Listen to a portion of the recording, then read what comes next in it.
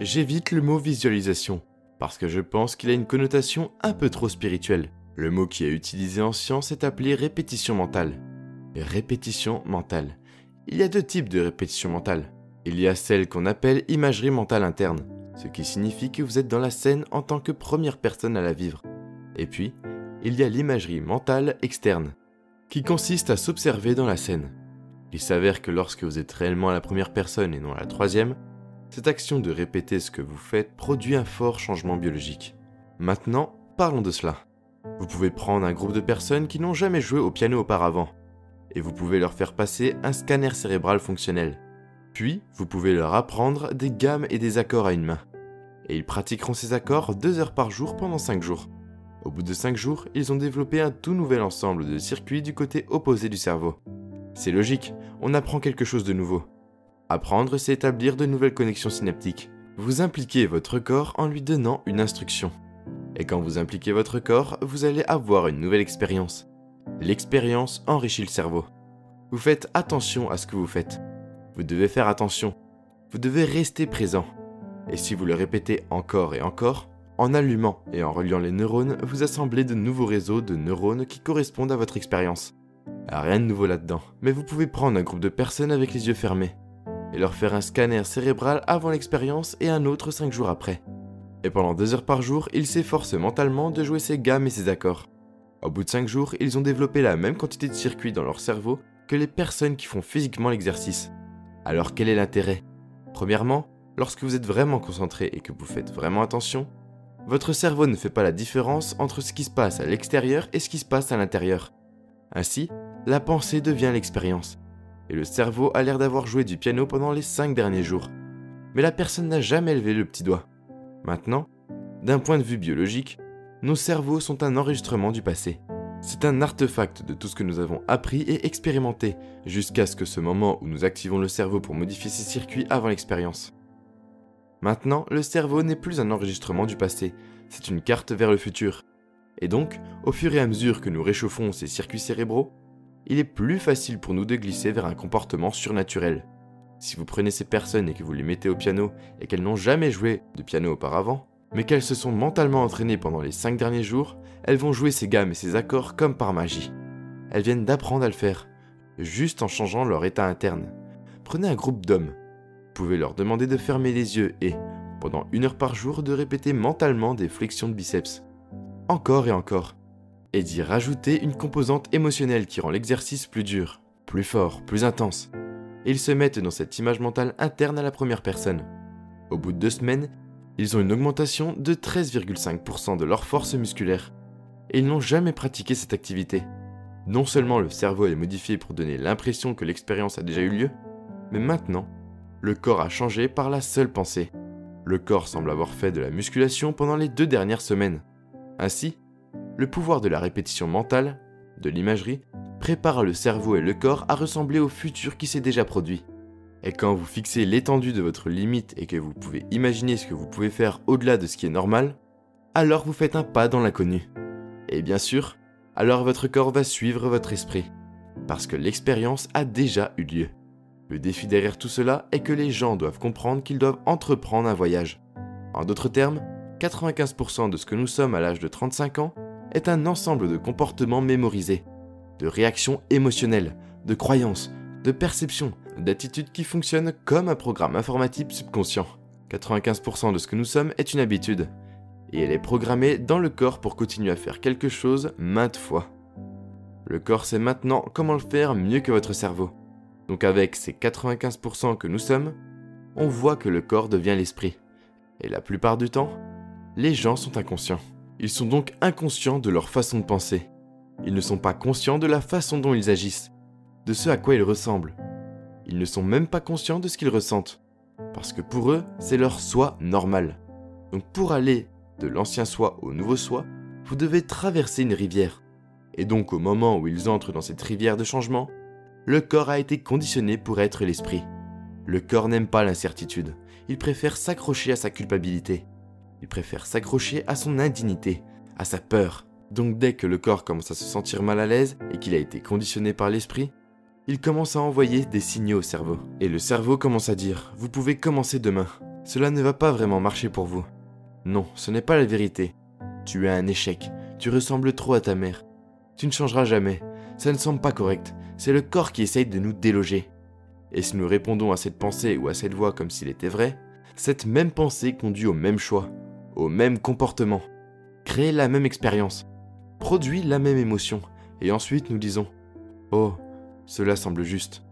Eh bien non, cela semble familier. Passer de l'ancien soi au nouveau soi, c'est une mort neurologique, biologique, chimique, hormonale et génétique de l'ancien soi. Mais on ne veut pas se voiler la face quand on est dans l'inconnu ou dans le vide. La question qui se pose est « Quelle pensée voulez-vous envoyer dans votre cerveau ? Sur quoi voulez-vous porter votre attention ? Quel comportement voulez-vous démontrer aujourd'hui et pour le reste de votre vie ? Le fait de répéter vos comportements commence à installer les circuits dans votre cerveau, préparant votre cerveau pour l'avenir. Et si vous continuez à installer des outils encore et encore, ces outils vont devenir un logiciel. Et qui sait ? Vous pouvez commencer à penser comme une personne illimitée. Vous pouvez commencer à vous sentir et à vous comporter comme une personne saine.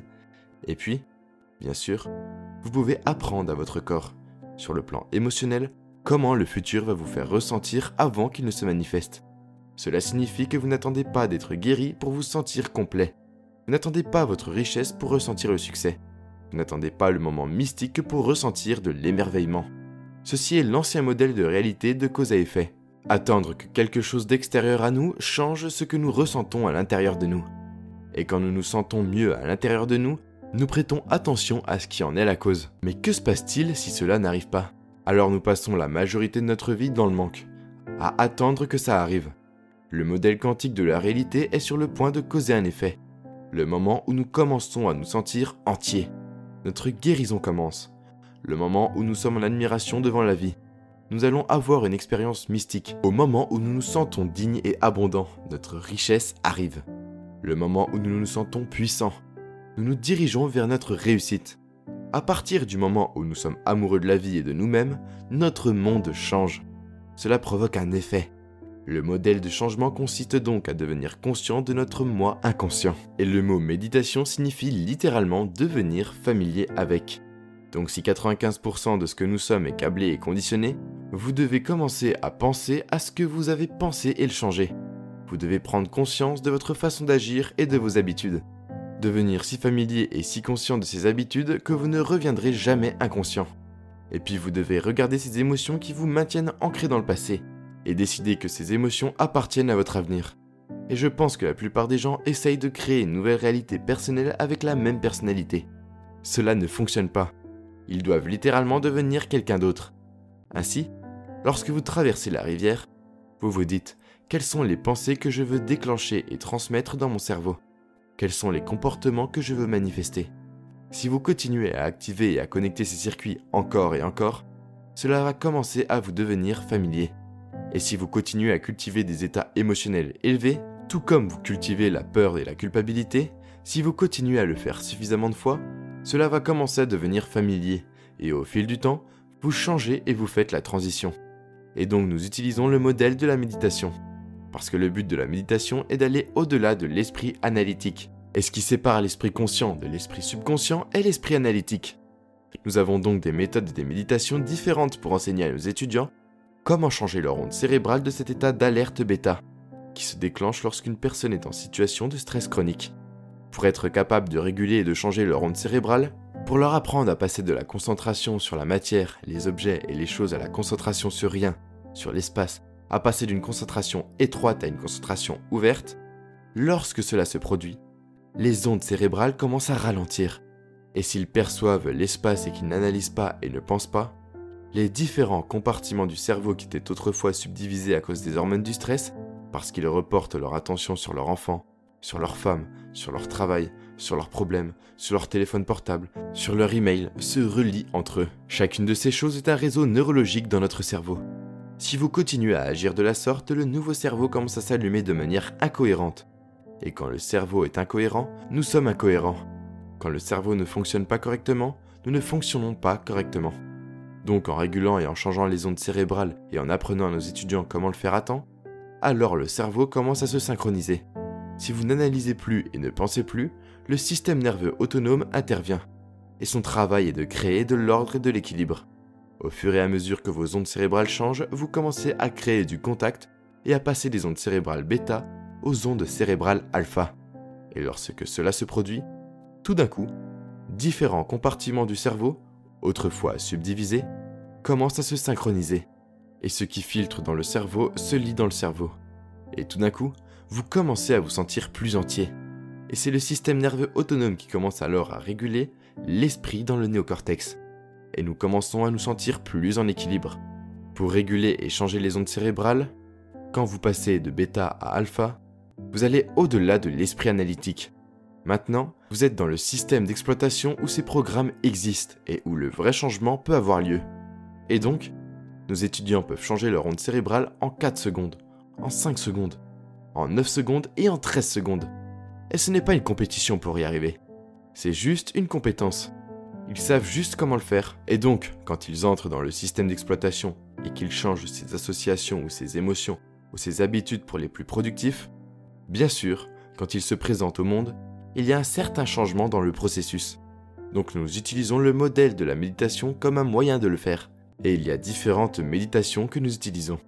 Bien sûr, nous aimons que nos étudiants fassent le travail tous les jours. Et nos étudiants ne se disent pas « Oh, mon Dieu, je dois méditer aujourd'hui ». Ils ont eu tellement d'effets instrumentaux grâce à cela qu'ils ont hâte de le faire. Parce que non seulement leur biologie change, mais leur vie change.